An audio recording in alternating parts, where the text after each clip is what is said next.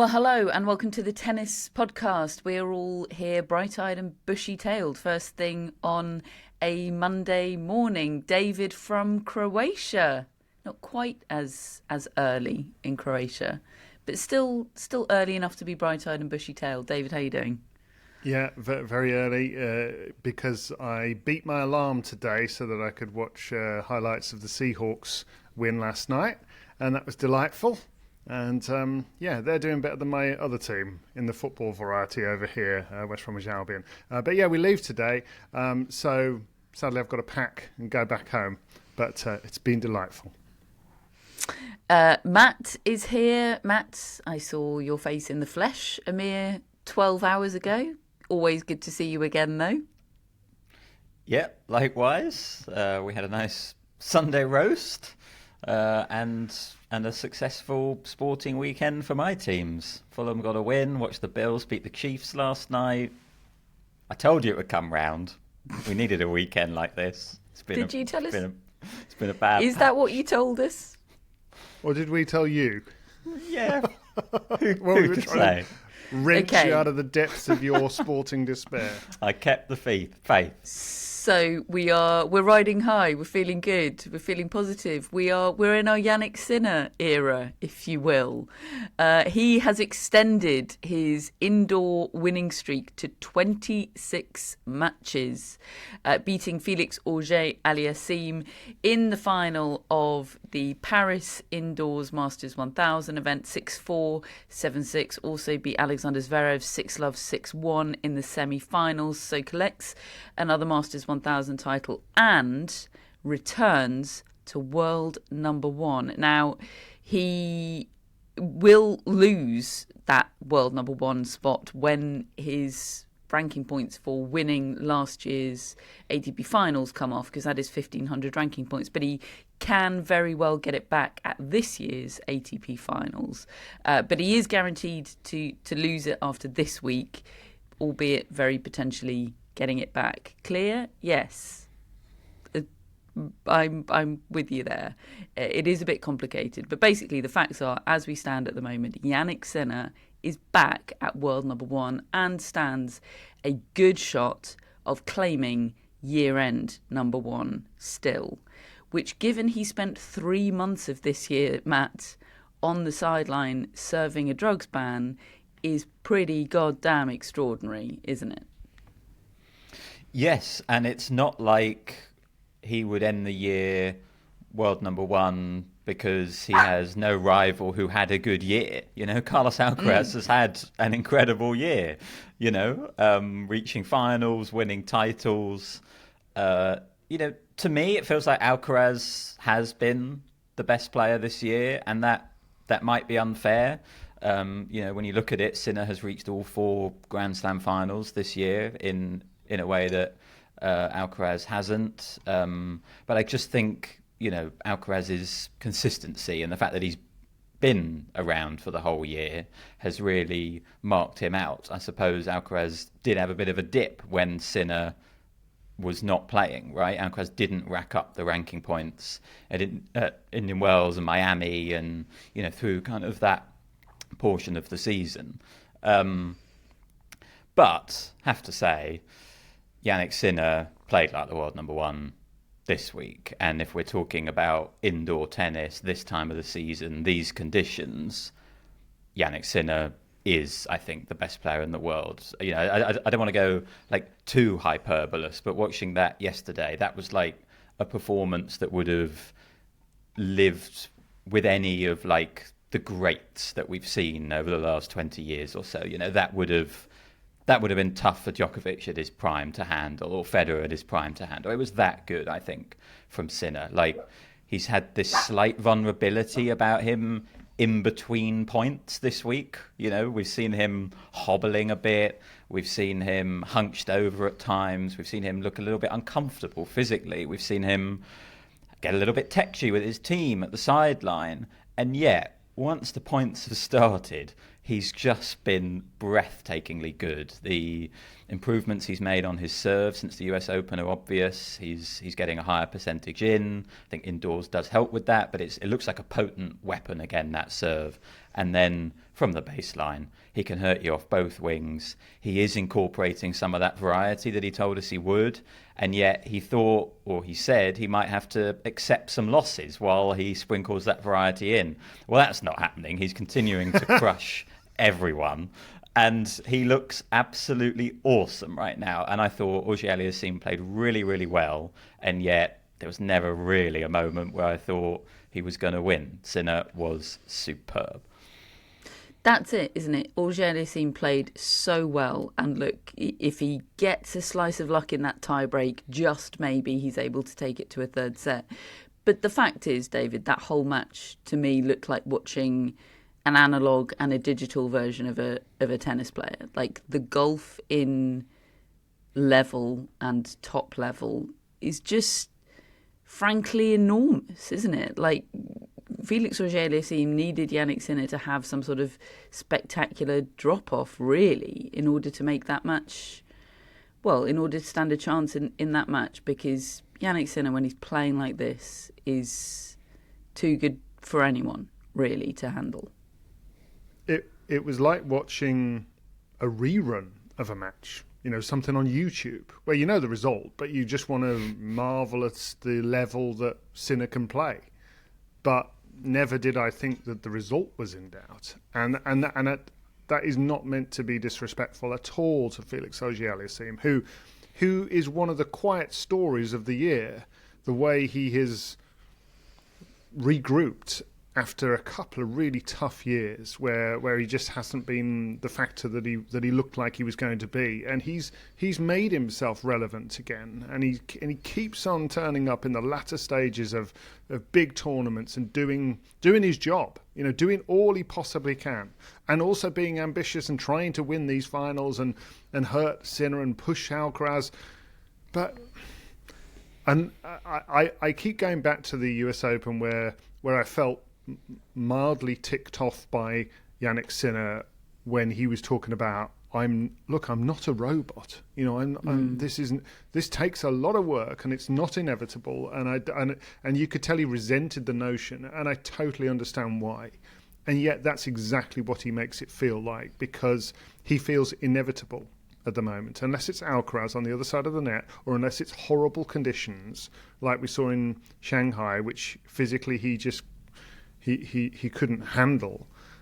To go off Vienna, winning Vienna the way he did in a really grueling final, and then just come and just cruise through Paris is tough. Just cruise to the title, and was never in any danger, never looked like being beaten. I find it pretty startling what he's putting together. I do think that the match between the two of them, if you just watched the match point, you would get a sense of what this match was. Felix playing really well. His newly sort of reinforced backhand, standing up well to the Jannik Sinner backhand, hitting the forehand, trying to open up the court and give himself a shot, and yet ultimately being punished by a superior shot from his opponent. And that just summed up the match. There was a fantastic stat on the coverage that I was watching of percentage of backhands over 80 miles per hour. And Felix Auger-Aliassime was at 5%.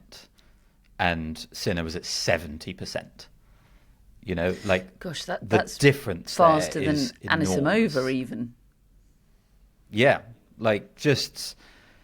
and Felix is the normal one there, the 5% sounds terrible compared to the 70%. It's fine. It's not terrible at all. It's just that number from Sinner is extraordinary. The pace off both wings, frightening. And yet, as David said, he is cruised to this title. He really has. Off the back of Vienna, just an unreal run and an unreal consistent level that he's producing. And yet, Matt, he doesn't look all that happy, does he? He's sort of villain era stuff. He is tetchy. There's that clip that's doing the rounds of him getting really annoyed at his team for not standing up when he broke serve. I break and you're all sitting down. It was very Andy Murray of him, wasn't it? And a lot of him is very, very Andy Murray. He's hobbling around like like a 70-year-old or like an Andy Murray that's had a hip replacement between the points. And then as soon as he gets into the points, he's, lithe as anything. But he looks like he's struggling or unhappy or tetchy, and it's obviously not affecting his tennis at all. But it is the sort of thing where if something may well not go wrong. It's entirely possible he wins the next 12 slams. David might be about to predict that. But it's the sort of thing where if something does go wrong in the nearish future, or things go off the rails a bit, we would look back and go, well, maybe the signs were there. I do wonder if it's the possible looming uncertainty over Darren Cahill's situation that is causing just a bit of anxiety in Jannik Sinner and in the team. I know that it had originally been, I think it was Jannik Sinner that sort of inadvertently broke it, wasn't it? That Darren Cahill was going to have to step back at the end of this year to take a break from the travel and the grind of coaching, and it seems like maybe they were trying to reach some kind of arrangement where it wasn't a full sort of break, that he was able to stay involved, but I don't quite know what the situation there is. So that's just, honestly, that is just a theory on my part, but it's something you put a pin in for now because it's not affecting his tennis at all, but you can't ignore it altogether, I don't think, Matt. No, I think that's fair. I mean, it was only last week, wasn't it? We had quite a big discussion about his cramping and his physical state generally, and that was again a tournament he won, but it did feel like it cost him a bit more in Vienna. Zverev was quite close to beating him in Vienna in a way that he hadn't been for a while. And I do think part of that was Sinner's physical state. It just made him a bit more vulnerable. It's just very rare that it affects him enough, seemingly, for players to be able to expose it and make it an element of the match. Like he was hunched over at 2-1 in the first set against Ben Shelton in the quarterfinals. And I thought, okay, Shelton with his physical prowess, maybe he can push this and make this tough for Jannik Sinner.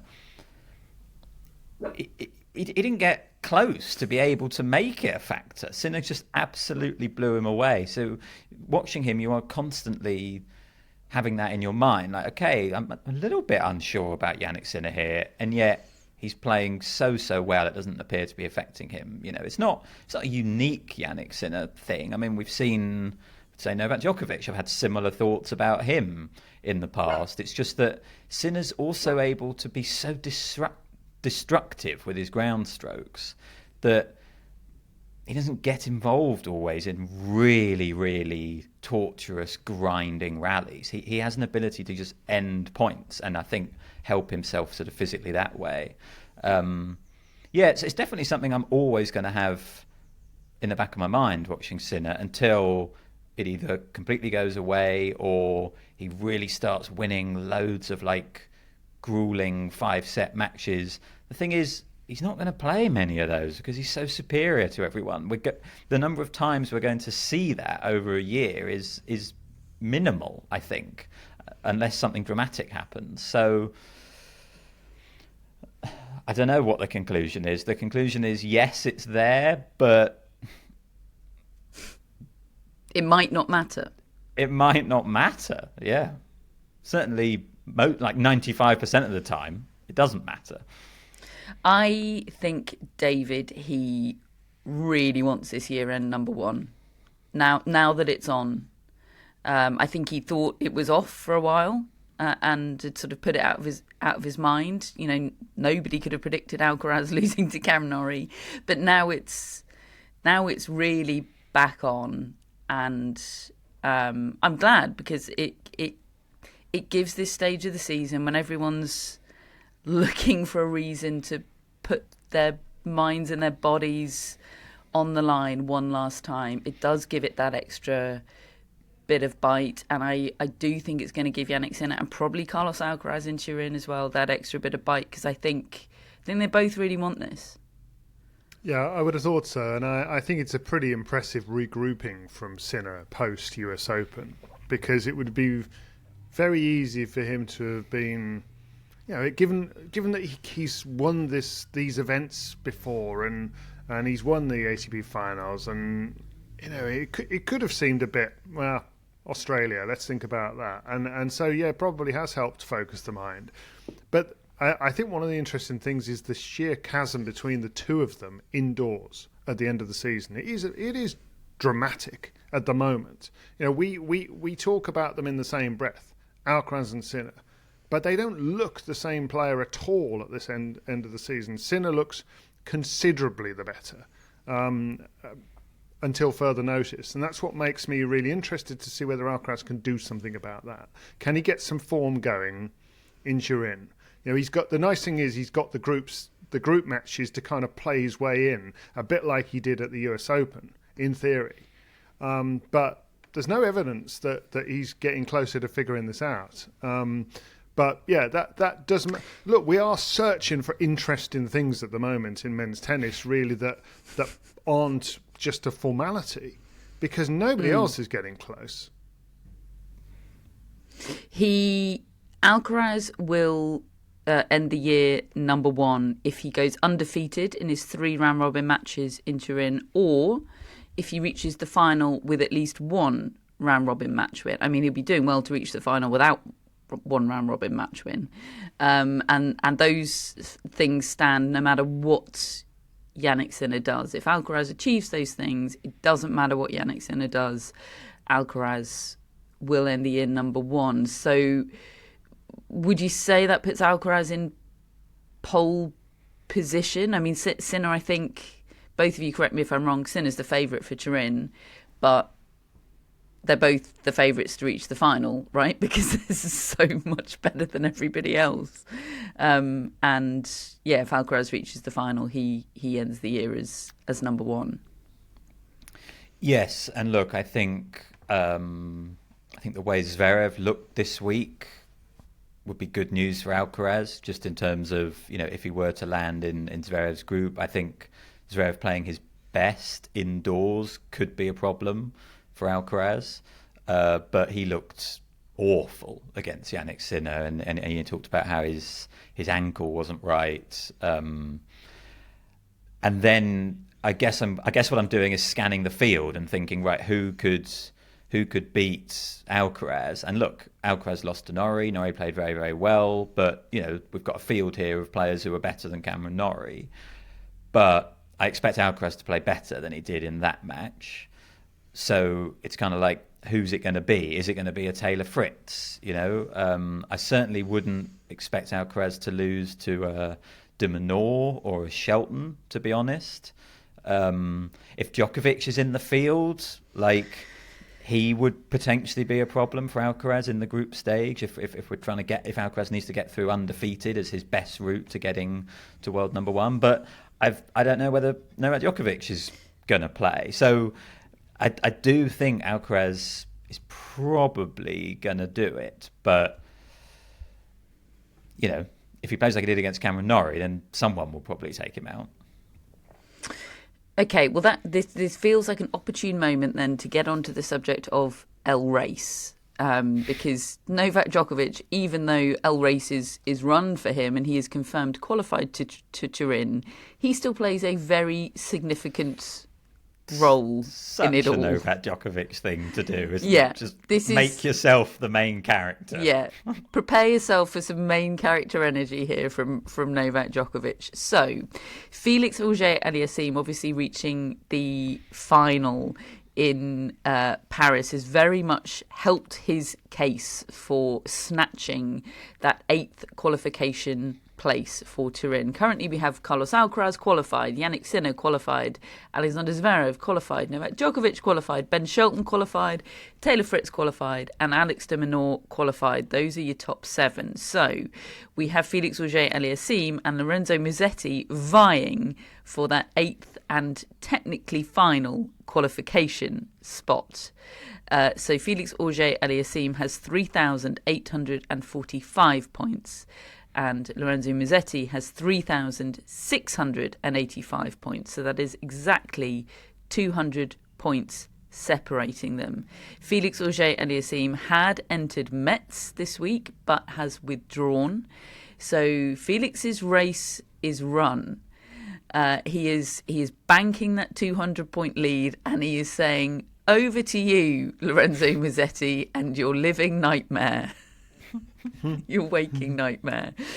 Because Musetti has entered Athens. And the 200-point gap means that he has to win the title to qualify for Turin. A reminder that Lorenzo Musetti hasn't won a title in 3 years and has a bit of a title-winning problem. Another problem is that Novak Djokovic is in the field in Athens, and that Novak Djokovic is really, really good. So Novak Djokovic has the potential to torpedo Lorenzo Musetti's hopes of qualifying for Turin. He also has the potential to hand Lorenzo Musetti qualification for Turin, because here's the kicker, folks. Word on the street is that Novak Djokovic probably won't play Turin. Probably. That's not definite. Nobody knows for sure.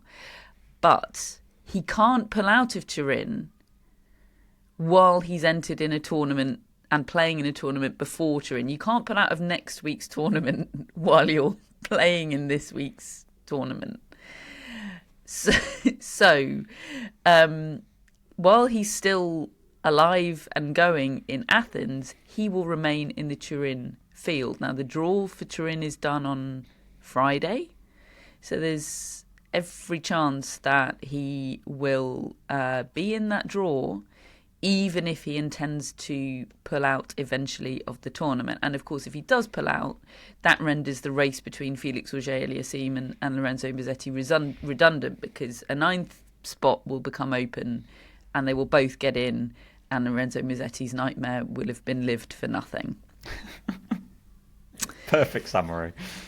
So there we go. Do we think Novak Djokovic has tipped off Lorenzo Musetti about what his plans are? That's a very good question. They're there in Athens together. Lorenzo Musetti looks like a corpse. Musetti wouldn't play if he'd been tipped off. He just wouldn't bother. And it's not because I think what he'd have said, because Novak Djokovic, his family own that tournament, right? His brother is the tournament director. Novak Djokovic is playing that tournament, presumably. I mean, I think it's a chance to get a title because it's a relatively weak field, but also it's his family's tournament. He was always going to play, and he obviously wants that tournament to be a success and wants big name players like Lorenzo Musetti. So he could have said, you know, you need to still come and play, but just so you know, I'm going to do you a favour here. You do me a favour, and I'll do you a favour. How many matches to be does he have some to suggestion? It seems to be some suggestion that's what happened with Dimonor last year and Belgrade and that final spot and Novak Djokovic. Yeah.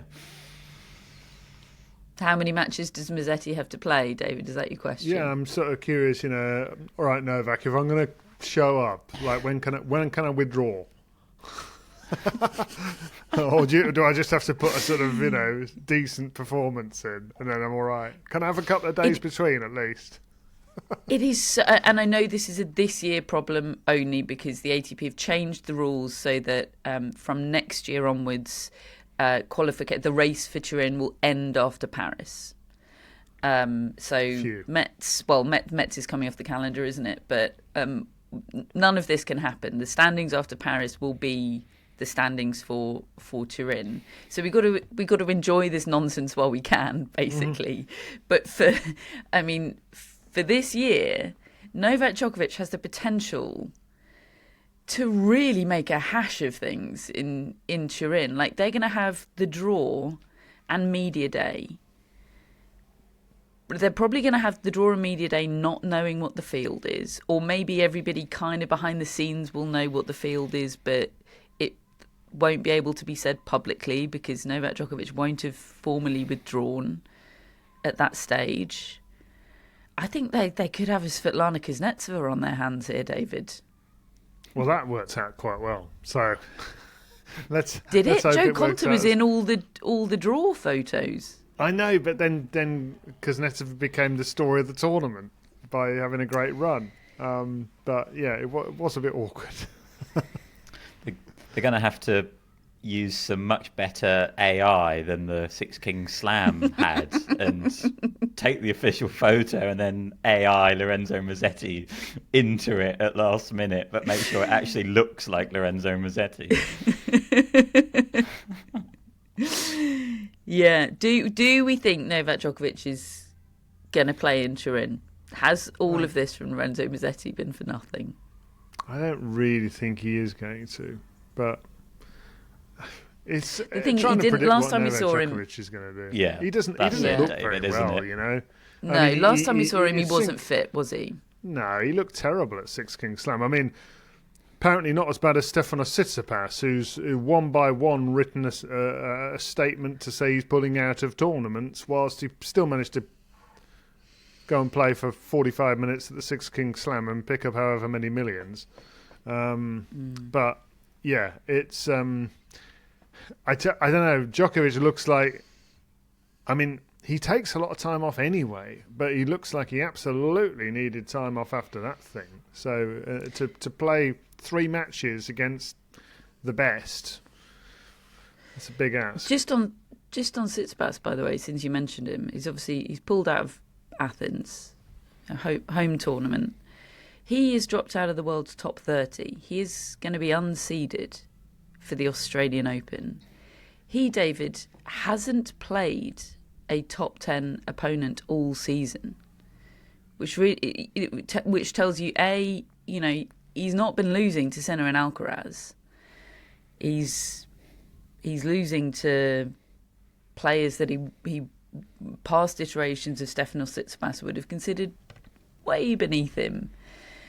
And he's not reaching those matches against Sinner and Alcaraz or anything like it because he's just not getting to that stage of tournaments. I mean, it's take away that one great week he had in Dubai, take away those 500 ranking points he got there, and it's an absolute catastrophe of a season. He's in a desperate place. It's a shadow of himself. It's really quite sad to see what's happened to him. I mean, I suppose I take some encouragement from the fact that although maybe not quite as dramatically bad, Daniil Medvedev wasn't far off for a good 8 months of the season and now looks like he's found something. I know he lost to Zverev in the end, but he had 2 match points. He should have won that match and he beat him the other week. I feel like he should be the example. But the difference is Medvedev's overhauled his team, gone in a new direction. He's tried to find a new lease of life. What's Tsitsipas done? Gone back to his dad. I know he's injured as well, so that's a factor. But it's difficult to know where this jump start's going to come for him. Sad. Yeah, it is sad. I think it's the right decision at the moment that he's skipping these tournaments and not playing. I think he's done a lot of playing through injury when he probably should have been resting and rehabbing on the sidelines. Goran said it out loud, didn't he? Probably not too loud. Probably too loud. But he made the point that Tsitsipas needs to get his body right. He's not in the physical state of these top players. So I hope that can at least, he can get healthy again. Just hope that can happen. The two Tsitsipases playing in Athens, and neither of them Pavlos partnering Petros in the doubles I saw. Who is Pavlos? Did we know Pavlos existed before? Yeah, this week? You knew of Pavlos. He's the youngest brother. Okay, there's also a sister. She never gets a wild card for anything. Yeah. Okay, Pavlos is my new Tsitsipas to be annoyed about. Okay. Great. That's it for part 1. Join us in part 2 and we'll talk about the WTA Finals. Welcome back to part 2 of today's tennis podcast, where we turn our attention to Riyadh now and the WTA Finals, which have had their first round of group stage matches. So the results we have so far from the Serena Williams group are Iga Swiatek beating a definitely not entirely fit Madison Keys 6-1, 6-2, and Elena Rybakina beating a not looking like she's in title winning form Amanda Anisimova 6-3, 6-1. Should we just get out ahead of this and just sort of address our credibility here? Because look, it's a round robin format. There's still time. Our predictions aren't dead, but that was a worrying Amanda Anisimova match, wasn't it? That we saw against Elena Rybakina. That wasn't the player we were all expecting to see. No, I thought it would be in Anisimova's favour that she was rested and hadn't had to play much in the last few weeks. You know, coming up against a Rybakina who'd been scrapping to get her way into the field. Actually, what happened is it was the total opposite, and Anisimova looked a little bit rusty and not as sharp as she has done for most of the last few months. And Rybakina looked totally match tight and played the kind of tennis that we've seen a little bit over the last few weeks. You know, I think of the performance to beat Paolini in Ningbo, and I think of the performance to beat Pegula at the Billie Jean King Cup finals. You know, just pretty unplayable. I think if I'm going to if I'm going to try and rescue our prediction and have some kind of confidence for Anisimova going forward, in that I think the Rybakina performance was the standout performance so far of anyone in the field. I think that was the best tennis anyone's played. I think there's a chance that Anisimova, could settle here. I think I probably slightly underestimated first match ever at the WTA Finals, and there's a whole lot of sort of promotion and media and pre-tournament stuff that you have to do at the WTA Finals that you don't have to do at a regular tour event. And I think there's just more attention on you. The field's smaller, it's different, it feels different, the vibe of the event is different, and I think maybe that took some getting used to, and maybe it will take another edition. Maybe it's not going to just come in the second match for Anisimova, but the hope is that she can settle. She plays Keys now, who, as you said, looked pretty rusty herself, has got this service motion that she's trying out, went straight to the practice court after losing to Swiatek. Like, obviously that's a must-win for Anisimova, but given how well Rybakina played, if Rybakina beats Swiatek, and again, that probably is quite a big if, because Swiatek has dominated that head-to-head this year, but if Rybakina wins that and Anisimova beats Keys, most likely it's then just going to be a shootout between Anisimova and Swiatek, which then simplifies things, right? It's like, okay, I need to win this match against a player who have suffered a dreadful defeat against in a Wimbledon final, but also then beaten at the US Open. She knows she can beat Swiatek. So, no, look, it's not looking good for our 100%. Everyone, all of us thinks that Anisimova's going to win the title. You definitely want to see your predicted champion win more than 4 games in her opening match, for sure. But if there's any tournament that she can win after only winning 4 games in her first match, it is literally this one. And I do still see a route, but she's going to have to get a lot better, because it wasn't great. Even if Rybakina I thought was awesome and serving brilliantly.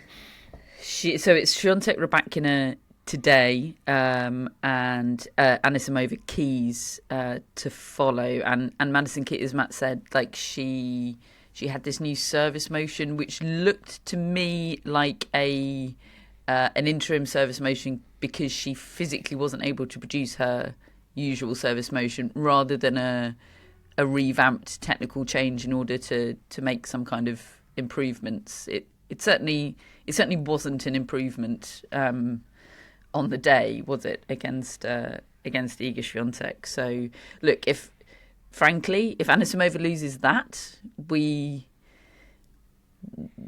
deserve everything that's coming our way in terms of questioning of our credibility, David. We knew our eggs were in one basket.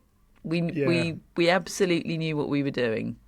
It took me 1.5 games to think, oh my word, what have we done now?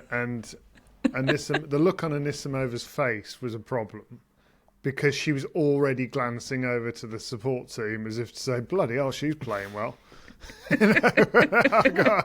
haven't been practicing against me like this. That's how it looked.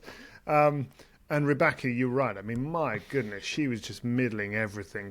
It's the first time they'd played, and it was really interesting watching their ball go up against one another. And the way that Rybakina tries to repel big shots, and she just times them out of the middle of the strings. No masses of topspin. It was when they occasionally hit full flight at the same time. It was amazing to watch, but.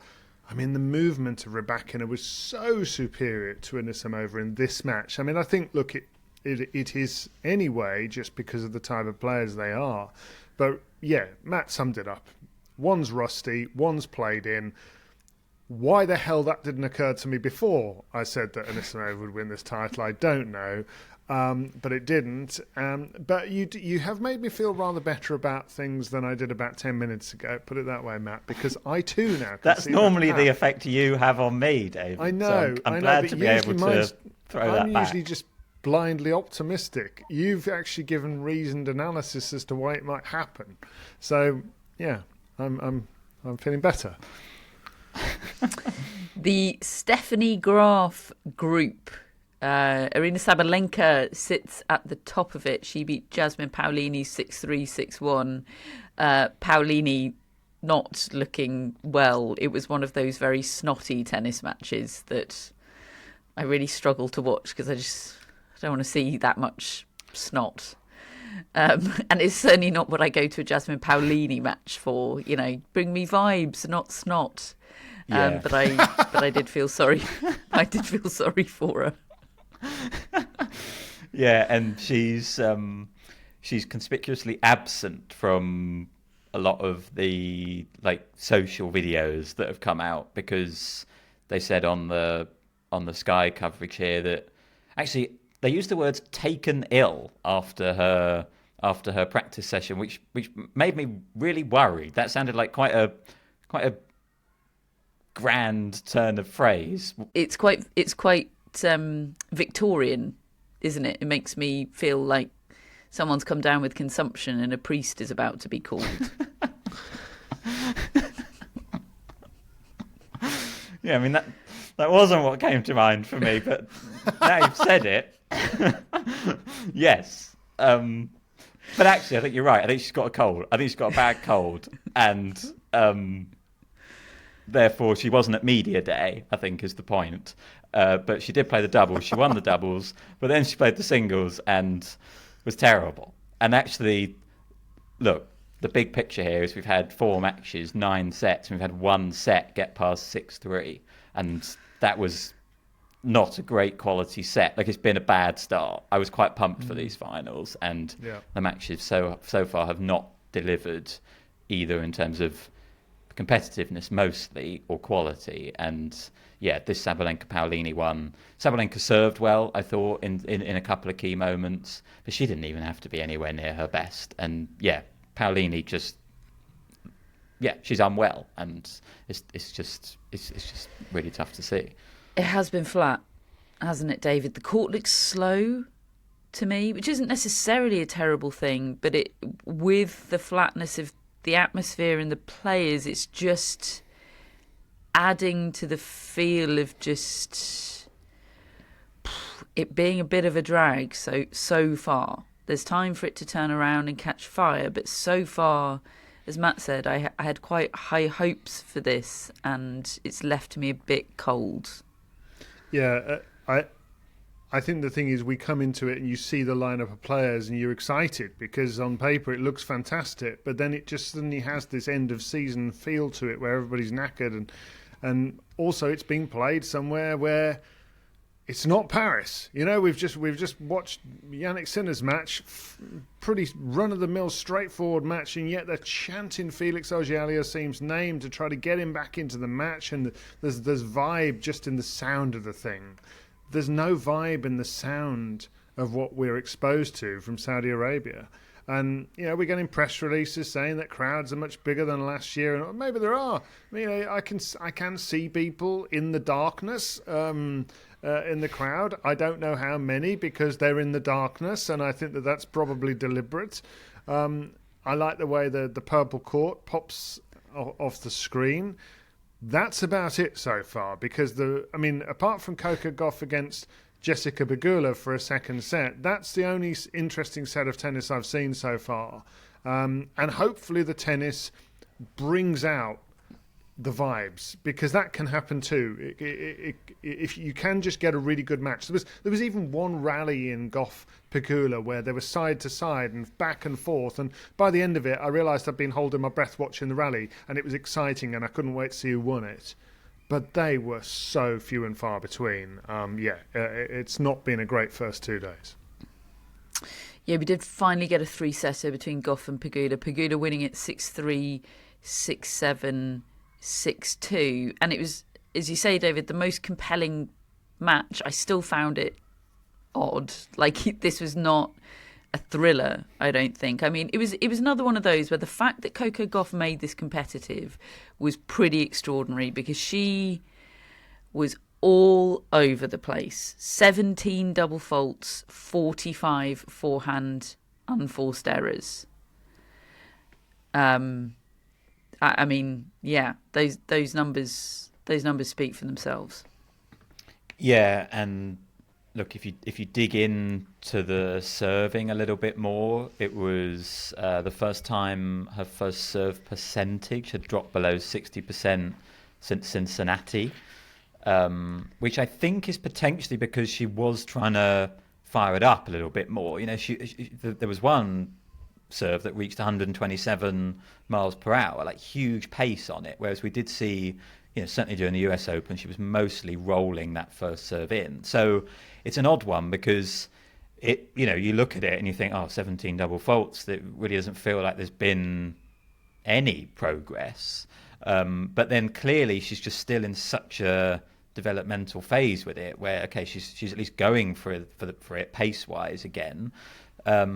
Interesting that Gavin McMillan is there again in the box. You know, he wasn't there, was he, for the events in China? And I think it does have the effect of slightly stressing Coco Gauff out when he's sat there. And that's not to say that he shouldn't be there. It's not to try and sort of pin the blame on him.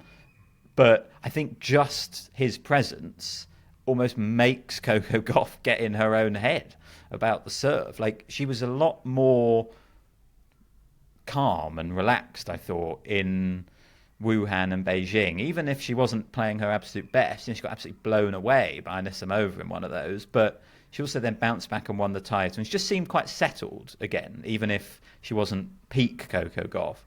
This was a real regression to the stress and the anxiety of it all that we saw during the US Open, and the constant looking over to her team with him there and clearly like collapsing on the serve and then looking over at him. And look, I get that. That's probably just a stage you have to go through, but it does make it an uncomfortable watch. Like at no point was I relaxed watching Coco Gauff here. It felt like a run of double faults, and real stress was just around the corner at any possible moment. And as you said, extraordinary that she took it to a third set and made it as competitive as it was. And it was only until Pegula reeled off the last 5 games that it sort of finally, Pegula had it. But yeah, it was a tough watch. So it'll be Sabalenka against Pegula tomorrow in the Steffi Graf group, and Paolini against Gauff. The WTA had 3 events going on elsewhere this week, 3 250 events, and some interesting winners. In Hong Kong, Victoria Mboko has ended the season strong by beating Christina Bukscher to win the title there. Her second title, of course, after that incredible run in Canada in the summer. 6-4, 6-7, 6-2. She was absolutely thrilled. It was incredible scenes. It's great to see Mboko finish the year on a high, because it has been a tough period for her, David, since winning that title in Canada, and all of the expectations that came with that, and the injury that came with that, quite frankly. Yeah, she's one of the stories of the year. She's one of the great news stories of the year. You know, just lights up the place when she's around. The fact that she's in a draw makes me more interested in the tournament. She's young, she's so new on the scene, she's doing so well, and as you say, to end the season with this title, when I think you go from, and we're responsible too, from this new discovery of a player where we're reading all about her, finding out about her, coming through a qualifying, and then suddenly putting her in the semi-finals of the US Open because she'd had that amazing run in Canada. It's a little unfair, really, I suppose, to expect so much, and yet here she is, regrouped, come back, won a title. You know, I think it's wonderful. The backhandless bump. I was just going to say, what a way to celebrate getting onto the backhand list by them winning a title. And there were vibes here, really good vibes in Hong Kong. Packed stadium, really good match against Bukscher. Bukscher had, Mboko had match points in the second set tiebreak, couldn't take them, got pushed into that third set, but regrouped really, really well. And that's something she's done a lot. You know, I think regrouping, she was 3 times a set down in this tournament and came back to win. And yeah, started the year outside the top 300, ends it inside the top 20. That's an extraordinary season. And I think what's impressed me is the durability of it. You know, she's won 60 matches this year. Okay, a lot of those at ITF level, but still, it's an awful lot at a young age. I think winning a WTA title like this as well, like totally different circumstances to Canada, where she was the story, full attention on her. Felt like she was powered to that title by just this wave behind her. This is totally different circumstances, and she still managed to come away with the title. And can't wait to watch her again next year. Like, she's fun, she's a threat to the top players, she's got an interesting game. You know, she comes across brilliantly in little chats that we've had and seen in her press conferences. Like, I'm just really pleased with the Mboko discovery this year that like everyone in tennis has had, and this is a really nice way to end the season. Loved it. Same also probably true, maybe to a slightly lesser extent, but same vibes with Janice Chen winning the title in Chennai. She beat Kim Birrell 6-4, 6-3 there. She's another one to watch for 2026, Matt. Definitely. I don't fully feel like I know what her potential is, but what I do know is that I like her game. You know, the slice backhand, the heavy topspin forehand, the Ash Barty influence, clear as day on her game, and she says it as much. I just like watching her, and I think she's going to make for interesting matches and matchups. She got, I think Raducanu really sort of handled her quite easily at the US Open, didn't she? I think there is that level gap in a way that I don't think there is with Mboko yet. But just excited to see if she can close that gap. And yeah, it's another really interesting name to watch out for next season. And in Zhangji, your friend Anna Blinkova, David, beat Lily Tagger, another young talent, 6-3, 6-3 to win the title. And if you're thinking Lily Tagger, where do I know that name from? Well, she won the French Open juniors, and people are very excited about her because she has a single-handed backhand, and people lose their minds about those. People are also losing their mind about Blinkova's on-court speech at the end, I saw, Yes. which is no surprise to me, having had the chance to interview her for our incredible tie breaks episode for Tennis Relived, and I just thought she was lovely, and lovely to talk to, and I'm not surprised that she's just charmed a stadium after a match like that. Absolutely. Okay, lots of players to look out for in 2026. That's it for part 2. Join us in part 3 when we've got a little bit of news to cover. Welcome back to part 3 of the Tennis Podcast, where we have huge news. A 45-year-old man is retiring from tennis. Rohan Bopanna, the extraordinary Rohan Bopanna. He had a more than 20-year career, I'll say, that reached his peak last year with his first and only Grand Slam men's doubles title at the age of 43 at the Australian Open alongside Matthew Ebden. Made him the oldest man to win a Grand Slam title and reach world number 1 in doubles history. The Athletic wrote that his career looked finished during the COVID-19 pandemic because of a knee injury, but a family relative introduced him to Iyengar yoga, a discipline that focuses on alignment. It contorted Bopanna upside down and strapped him into uncomfortable positions to dissipate the pain. Well, should we all be doing that? An extraordinary career. I mean, this bloke reached number 1, David, with a grey beard. He did. And I mean, because we've been around for his whole career, he's always been a good player. He's won mixed doubles titles. He's had runs with other players. But I didn't think he would have the best period of his career in the last couple of years, put it that way. And that's exactly what he managed to do. I mean, he's actually a great watch, just watching his hands at the net and his anticipation. He's my kind of doubles player in that way, because you can just do things and you're just not sure how has the opponent told you they're going to put it there, because you're already there. He's got that kind of sixth sense almost at the net, and always used to just play the sport with a look of joy on his face, and as though he was just absolutely loving being out there. And I mean, I remember when he won that doubles title, and his family were in the crowd, his wife and his young child in the crowd, and you could just see. I mean, he could have retired on the spot then, and he'd have been happy. That's what he looked like, and it's a great achievement, and pretty. When we're talking about some of these players that have their best years early, and how much less satisfied they often seem because it's kind of faded away, and yet his has gone the other way. He's had this incredible crescendo right at the end, and I suspect that will carry him into retirement very happily. Do you remember the random years when his doubles partner was Denis Shapovalov, Matt? And he also sort of coached him, although not quite. I don't know what the vibe was there.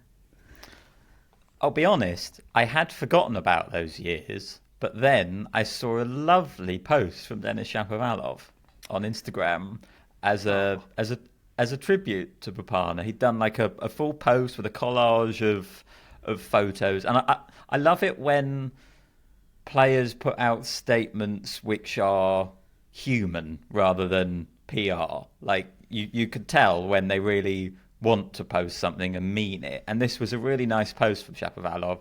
Said some nice words about their career, and then I think sort of hit the nail on the head and said, "P.S. I'm still not convinced you are actually retiring."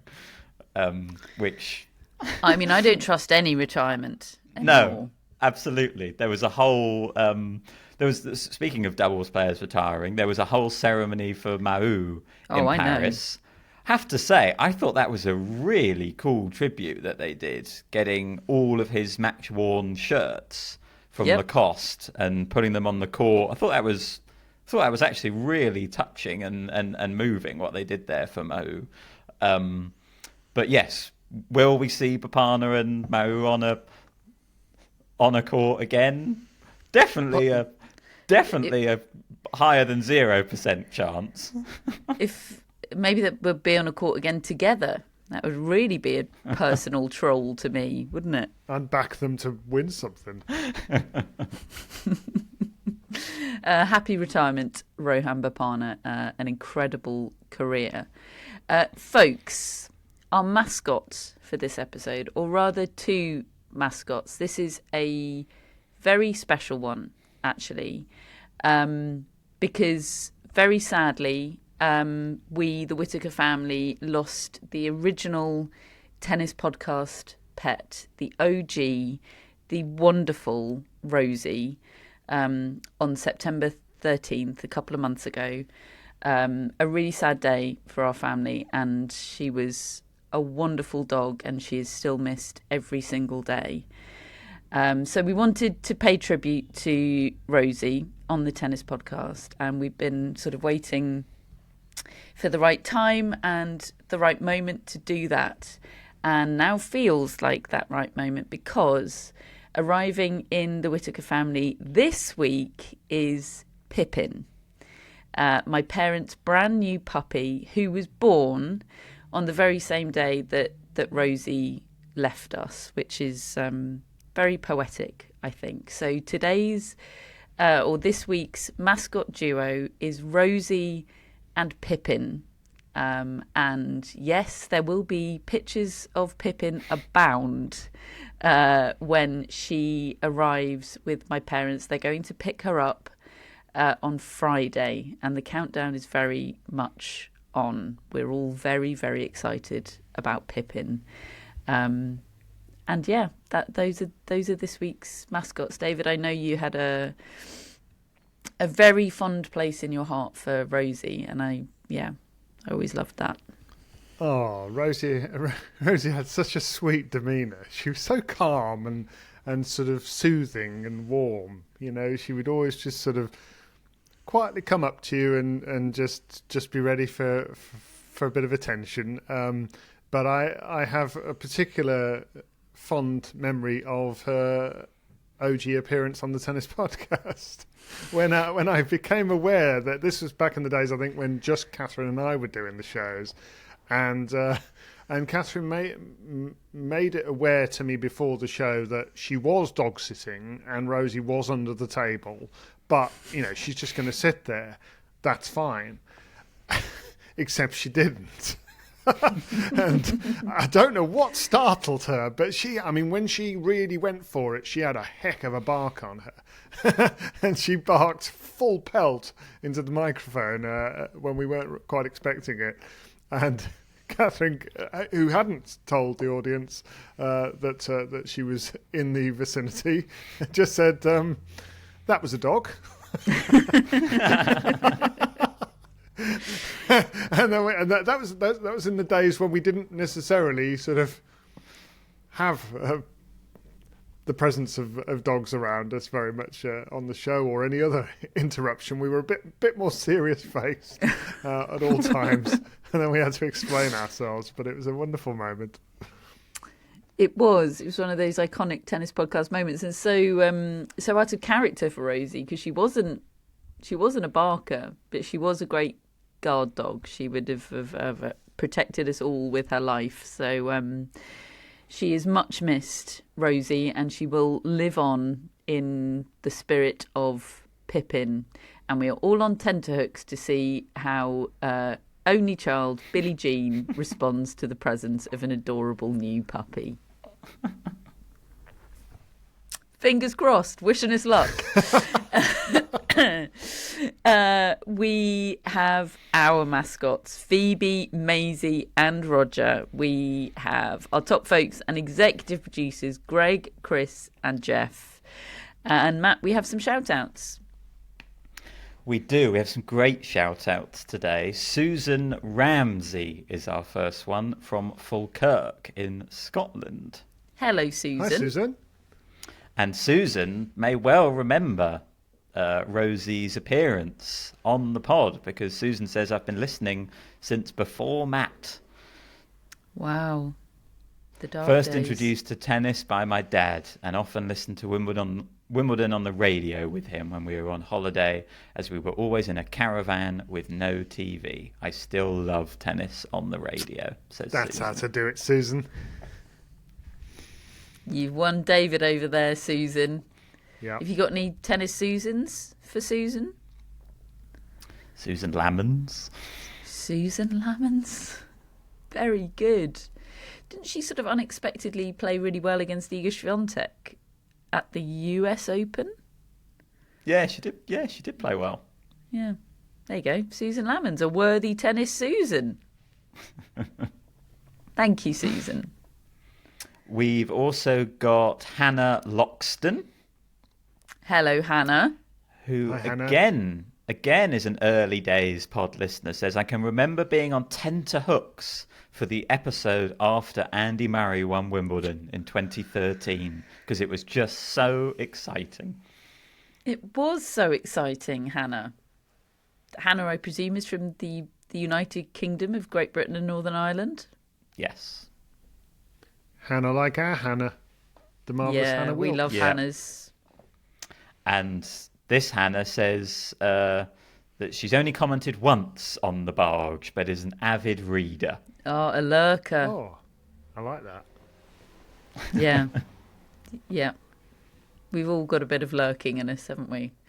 Hannah, thank you. That's lovely. Lovely to think of that moment of Andy Murray winning Wimbledon in the very early days of the tennis podcast. I can't remember what any of my takes would have been on that.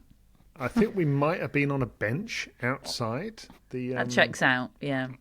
Yeah, but I think it was also, well, it was the episode after you said foregone conclusion for Serena Williams to win the title. So, we started as we meant to go on, and here we are 12 years later pricking Amanda Anisimova for the WTA Finals. Thanks, Hannah, for giving David the opportunity to bring that up. Much appreciated.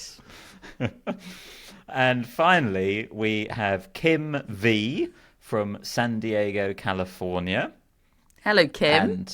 And Kim says, you're going to love this. Kim says, I've been listening for many years, and I want to dedicate my shout out to Pamela Howard Shriver. Kim. Kim says, I love all the voices you've brought into the tennis podcast, but something about Pam has really clicked. I always was a Shriver fan as a kid, but I've come to really love and appreciate her on your pod. She's witty, smart, insightful, a bit weird, and so funny. Thanks, Tennis Podcast. You know what you're doing with Pam.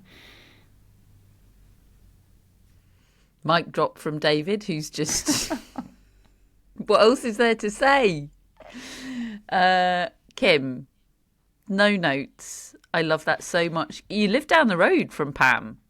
Meet up. Yeah. Don't say hi. Pam would love it. Pam would actually love it. And Kim, of course, like Kim Birrell, that just reached the final in Chennai. Was Chennai? Yes. Yeah. Losing out to Janice Chen. Kim, Susan, and Hannah, thank you very much for your shout outs on today's tennis podcast. We will be back on Thursday. We'll be back on Thursday to wrap up the group stage of the WTA Finals. We've got a lot of podcasts coming your way in the next few days and few weeks. And we're looking forward to all of it. So thank you very much for listening. We are, of course, part of the Athletic Podcast Network. We'll speak to you on Thursday.